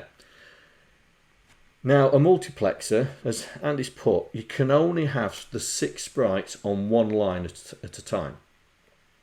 And so if you get if you get the possibility of 7, that's where you start getting it becomes unstable. And the way the multiplexer works is this, right? So this is the IRQ. So it's based around the IRQ. So it's firing every time we've asked it to fire an IRQ when it gets to a specific raster point. So what it's doing, it loops through the physical sprites. So when you start it, it says, right, what physical Vic sprite index am I on now? Yeah, we and it with 7 because we've only got 8 sprites. But then I compare it with 6 because I want to keep 2 sprites dedicated for Quasimodo. And if we have if we are lower than 6, then it says, right, we're going to do what we need to do. But if it's higher than 6, then I reset the Vic sprite index back to 0. So it resets it back to 0. Right? So we store it, then we times it by 2, because what we're going to do is we're going to add the multiplier to the jump table, which is here, which has been aligned to 100. So when we multiply it by 2, it'll be 0, 2, 4, 8, and all that, yeah? And that's the low byte of this jump table. And what happens is each one of these is dedicated to a sprite. So this is sprite 2, 3, 4, 5, 6, and 7. 0 and 1 I've turned off because they're dedicated to quasi. So it loads in, it jumps to, and this is what I've called the sprite collection. And this was very clever because basically this is going to execute everything in this block here. It's going to assemble it to there. It's going to create 6 versions of that code. It's going to create 6 versions of it. And basically each version is dedicated to a sprite, a physical sprite. So, and what it does, it loads the current virtual sprite index. So this virtual sprite index is the array of 20. So it loads what's my next virtual sprite. Then it looks in the sprite order, and that's what the sort routine's done. So it's sorted in sprite index order, not value, but index order. So it looks in the sort order to get the actual sprite index of the data, and then it transfers that value into X. So here is where I've now testing for is the sprite enabled, and this is where the functions that I've written in the last streams comes into play, because we will look at the sprite enabled table, and then if it's a minus number, if the minus sign's set, it will continue. But if it's a positive number, it says, oh, this sprite's not being used, and jumps to the disabled sprite, which is here, which basically stores 0 into the Y index of it. Yeah. But if it is okay, then it gets the color of that particular sprite from the color matrix, gets the frame of that particular sprite from the frame matrix, and then loads the most significant X, sets that by ORing it. I mean,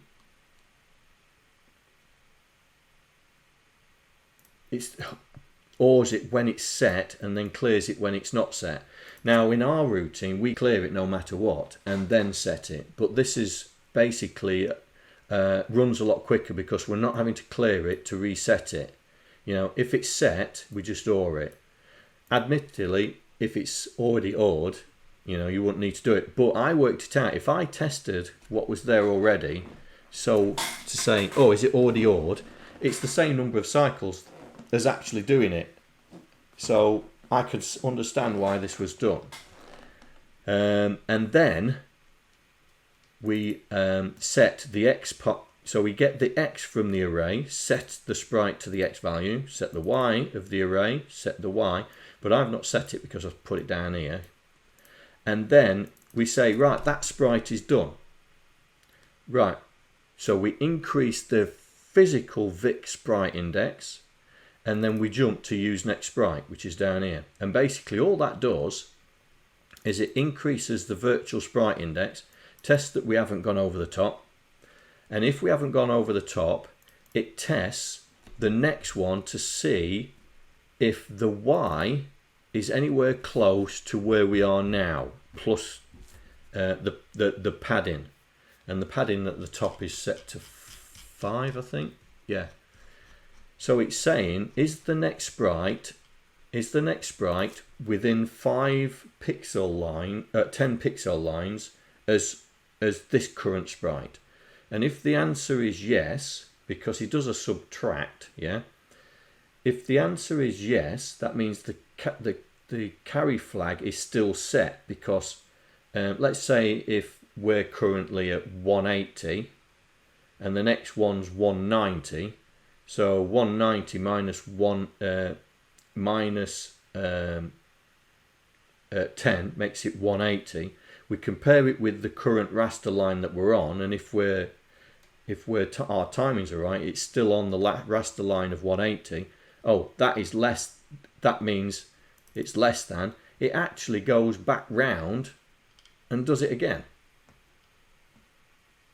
It's very clever. It just goes, it loops back round and says, right, I'm not waiting for the next raster, I'm going to do it now. But if it's greater than that, then it says, right, I'm going to go for the next raster. So it takes the value, adds the padding, and stores it in D012, which is basically telling the VIC that when this raster line 190 is hit, fire this IRQ again. And that's how it all works. It's very clever. Until we get the point of we can get more sprites on the screen than we have physical sprites in the system. So this is what I'm going to try and incorporate this into our library, and that will mean that then instead of only having 8 sprites, we could possibly have 20 to play. Well, 20 plus the 2 for the main character, so 22 sprites to play with. But that's the plan, is to get this multiplexer to work with our system so we can have all these sprites. And I think that will be the case for another stream, I think. Any questions about?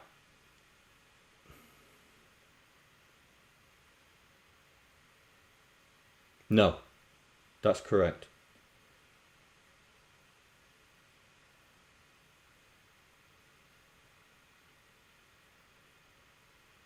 And I think that's why it loops back round. And also if you have too many, sprites, that's why you get the artifacts, because it nicks the sprite that's already drawn and puts it somewhere else, and you end up with half a sprite on the screen.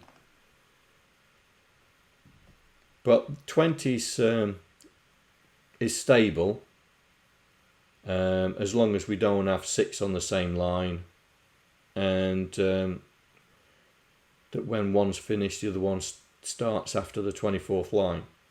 But I don't think for the Hunchback project we're going to have that many sprites on the screen. I'm hoping we're going to have a lot of bad guys, but I don't think we'll ever blow 20 sprites on the screen at any one time. Well, this is going...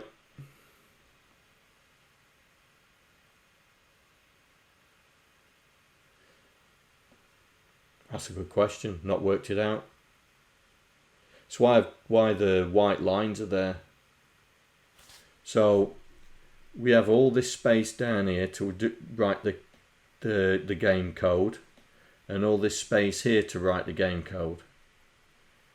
So there's quite a lot. I don't think the game code would take that much space up, especially when you're actually playing the level.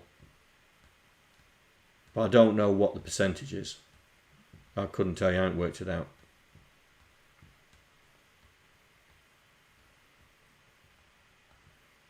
So I'm going to try and put this into the code off camera. I think probably try and do it, because it's taken me a week just to understand it and to be able to have turn the sprite off.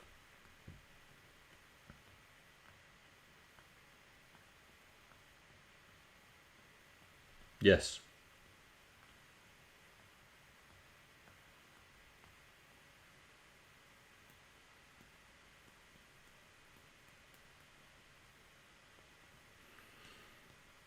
But it's taken me a week to understand this and try and figure out how to turn them off. The ability to turn a sprite off and turn it back on again. That was interesting.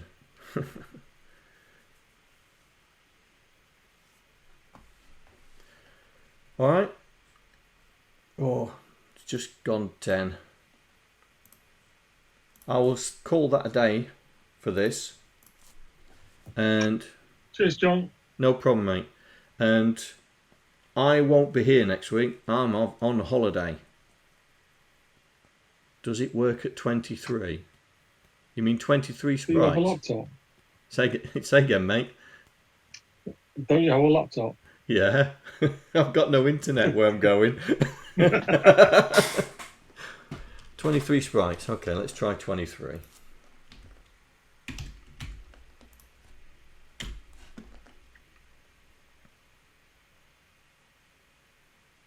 There you go, there's 23. But you've got this artifact here, because I think there's actually 7 sprites on this bottom area when you go into 23.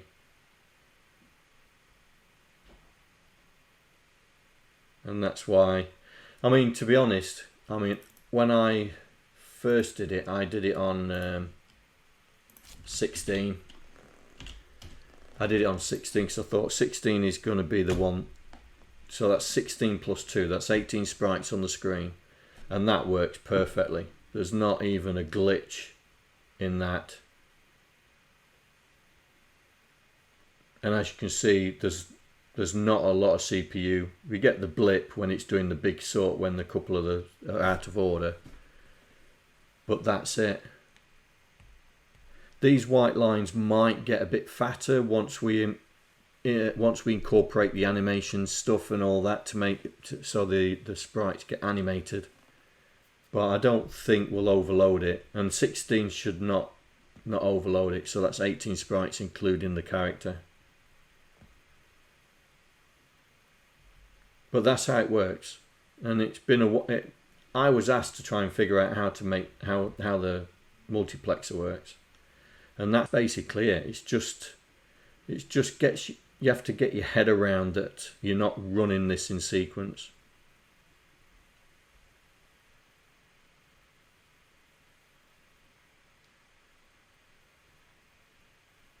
What, chasing the raster? Yeah. You got to have pretty good timing to do that. But I'm looking at 16. I reckon 16 plus the 2 will be enough for this game, I think. And that's what I'm hoping for anyway. Alright guys. Right. I will call that a day. I'm not here next week. I'm going to be on the beach if it don't rain. And I'll see you in 2 weeks' time. And we'll do the joystick library where we can interface with the joystick. And we'll do a keyboard one as well, because we're going to have to look after our own key entries if we're going to have some. If we're going to have the keyboard. I'll try. So take care guys, and I will see you in 2 weeks. Alright? See you later. Bye. I'd like to thank all the patrons that are contributing to my channel. Without you guys, I wouldn't be able to do what I'm doing right now. Thank you very much.